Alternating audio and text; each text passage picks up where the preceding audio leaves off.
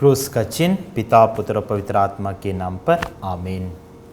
आप सबों को जय यीशु। आज का मनन चिंतन करने का विषय है क्षमा, यानी कि फॉरगिवनेस।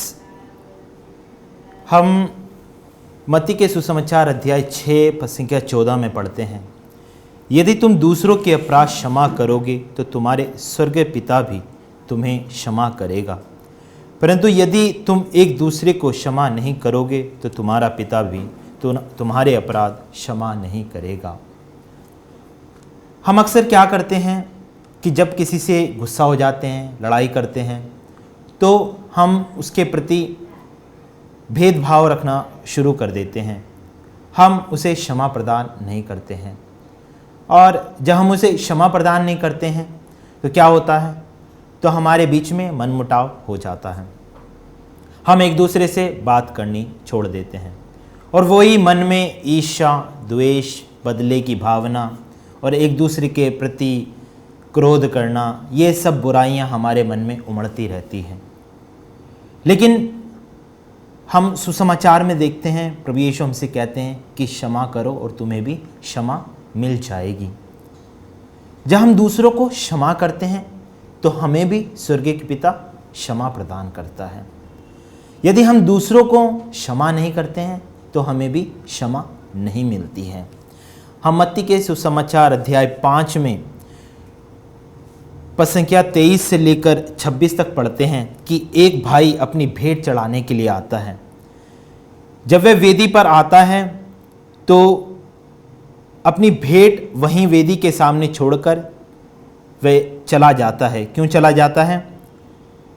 क्योंकि वचन कहता है, जब तुम वेदी पर अपनी भेंट चढ़ा रहे हो तो तुम्हें वहाँ याद आए कि मेरे भाई को मुझसे कोई शिकायत है, तो अपनी भेंट को वहीं वेदी के सामने छोड़कर अब पहले अपने भाई से मेल करने जाओ और तब आकर अपनी भेंट चढ़ाओ। जब हम चर्च में जाते हैं, दुआ प्रार्थना के लिए जाते हैं, और हमारे मन में यह विचार आ जाता है कि आज मैंने या कल अपने परिवार में किसी से लड़ाई की, झगड़ा किया और किसी को दुख पहुंचाया। यदि हम उनको क्षमा नहीं करते हैं और हमारे मन में ये बातें आती रहती हैं, हम दूसरों को क्षमा नहीं करते हैं, तो हमारा चर्च में आना व्यर्थ बन जाता है। हमारा चर्च में आना वह ना के बराबर हो जाता है। हम एक चर्च में आते हैं आदत के अनुसार, हमारी आदत हो जाती है। क्यों?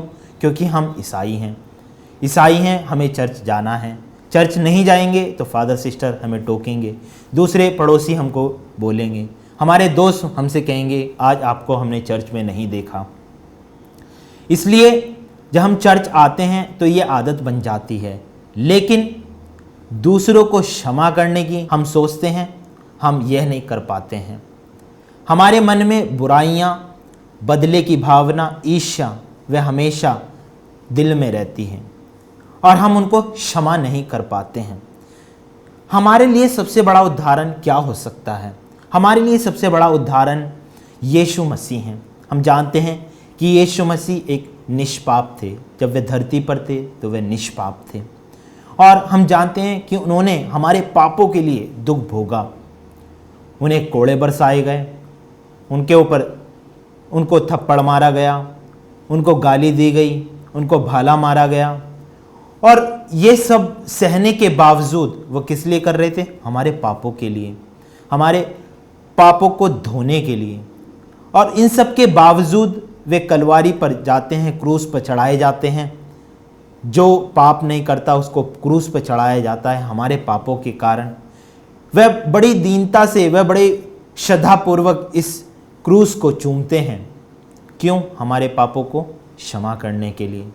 और वह क्रूस पर क्या कहते हैं कि हे प्रभु, इन्हें क्षमा कर कि ये नहीं जानते कि ये क्या कर रहे हैं। हमेशा प्रभु यीशु दूसरों को क्षमा करते हैं। वह कभी भी ये नहीं सोचते कि मैं इसको दंड दूंगा या मैं इसको कुछ बोलूँगा, इसके पापों के कारण इसका न्याय करूँगा। हम देखते हैं एक पापिनी स्त्री जब पाप में पकड़ी जाती है तो कुछ शास्त्री और फरीसी प्रभु यीशु के पास लेकर आते हैं। वह कहते हैं कि इसने पाप किया है। और मूसा की संहिता के अनुसार क्या था कि यदि कोई पापिनी स्त्री इस पाप में पकड़ी जाती है तो उसको क्या किया जाता है, उसको पत्थरों से मार दिया जाता है। तो वे प्रभु यीशु से कहते हैं कि इसे पत्थरों से मारा जाए, लेकिन प्रभु यीशु वहाँ क्या करते हैं, वे एकदम शांत रहते हैं, चुपचाप रहते हैं, वे लिखते रहते हैं। और जब वे खड़े होते हैं तो वे क्या कहते हैं, वे कहते हैं यदि किसी ने कोई पाप ना किया हो वह इसको पहला पत्थर मारे। और वहाँ से छोटे से लेकर बड़े तक एक एक करके अपने घर वापस लौट जाते हैं। लेकिन हम देखते हैं कि वह उस स्त्री को जो व्यभिचार में पकड़ी जाती है, क्या वे प्रभु उसे दंड देते हैं? प्रभु उसे बिल्कुल दंड नहीं देते हैं। वे क्या कहते हैं कि पुत्री अब से फिर कभी पाप नहीं करना। वे उसे क्षमा प्रदान कर देते हैं। और इस प्रकार हम शुरू से लेकर अंत तक देखते हैं कि प्रभु यीशु हमें हमेशा क्षमा प्रदान करते हैं। वे हर एक पापी को क्षमा प्रदान करना चाहते हैं और वे हमें यही सिखाना चाहते हैं कि तुम भी एक दूसरे को क्षमा करो। जब आप एक दूसरे को क्षमा करेंगे तो आपको भी क्षमा मिल जाएगी। हम पढ़ते हैं मार्कुस के सुसमाचार अध्याय 11 पद संख्या 25 में, जब तुम प्रार्थना के लिए खड़े हो और तुम्हें किसी से कोई शिकायत हो तो क्षमा कर दो, जिससे तुम्हारा स्वर्गीय पिता भी तुम्हारे अपराध क्षमा कर देगा। हम सब जानते हैं कि हम मनुष्य कमजोर हैं, हम लड़ाई झगड़ा कर बैठते हैं, लेकिन क्या होता है अक्सर हम दूसरों को आसानी से क्षमा नहीं कर पाते हैं।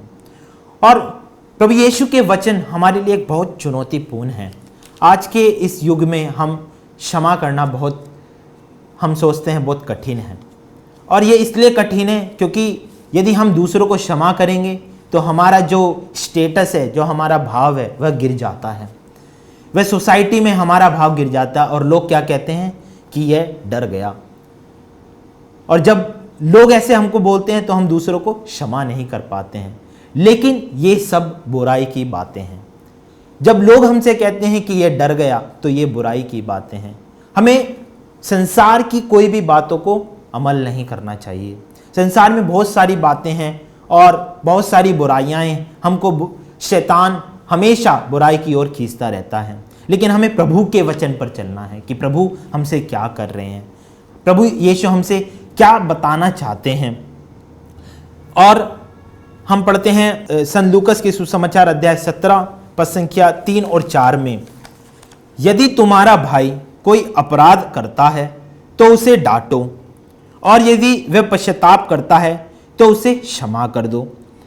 यदि वह दिन में 7 बार तुम्हारे विरुद्ध अपराध करता है और 7 बार आकर कहता है कि मुझे खेद है, तो तुम उसे क्षमा करते जाओ।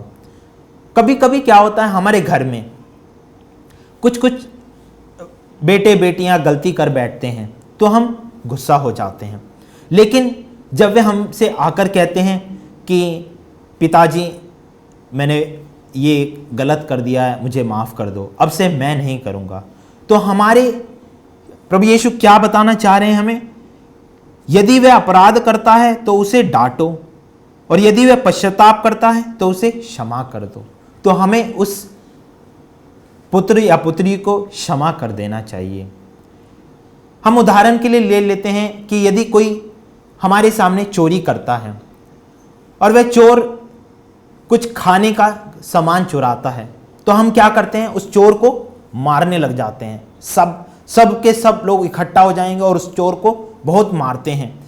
क्यों उसका नाम चोर दिया जाता है? क्योंकि वह खाने का कुछ सामान चुरा लेता है। लेकिन हम उससे यह नहीं पूछते हैं कि उसने ये सामान क्यों चुराया। क्या वह पूरा दिन भूखा था? क्या वह उससे एक दिन पहले भूखा था? क्या हम उससे वार्तालाप करते हैं या तुरंत ही एकदम न्याय कर देते हैं, तुरंत ही उसको मारने लग जाते हैं? यह एक बुराई का विषय है। यदि हम उसको तुरंत ही मारने लग जाते हैं तो हम बुराई में पड़ जाते हैं, हम पाप में पड़ जाते हैं। और यदि हम उससे वार्तालाप करते हैं कि क्यों उसने ये सामान चुराया, कि क्यों उसने इस सामान को लिया, क्या उसकी ज़रूरत थी इसलिए उसने चोरी की।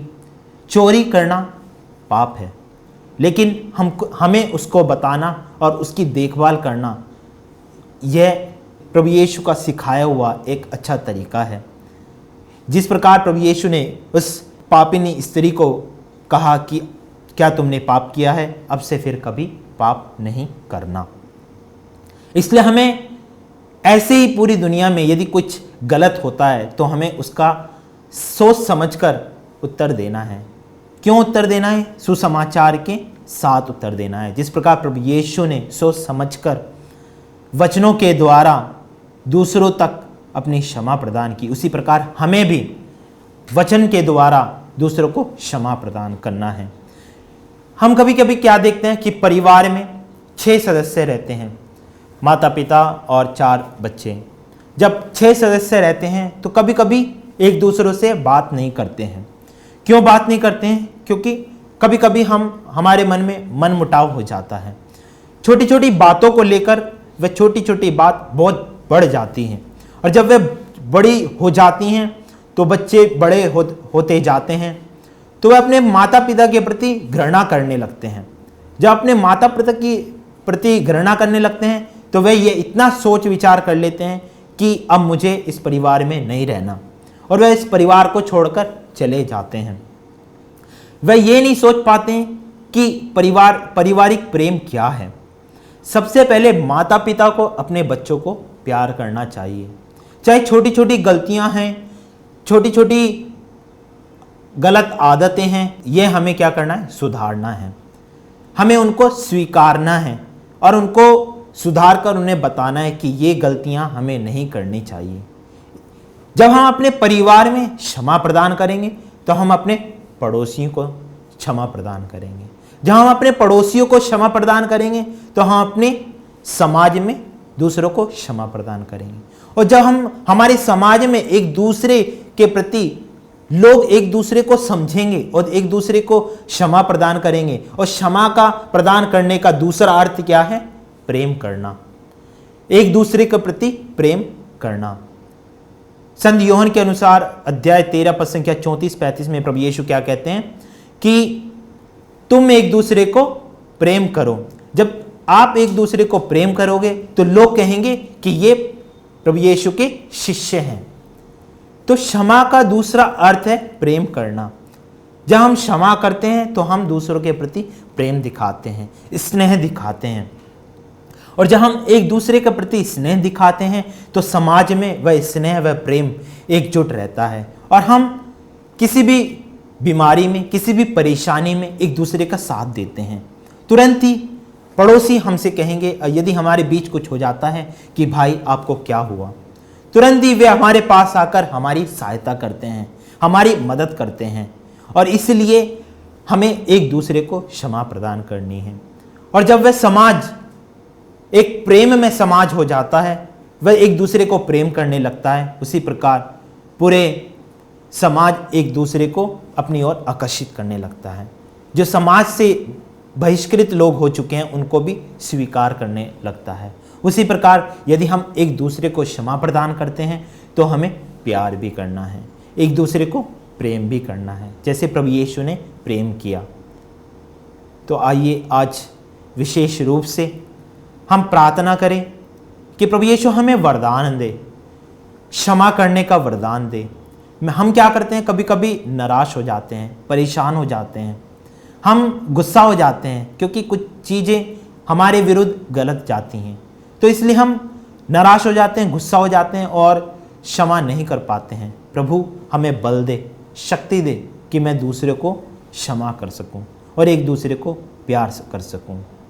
आइए इसके लिए हम प्रार्थना करें। आमीन।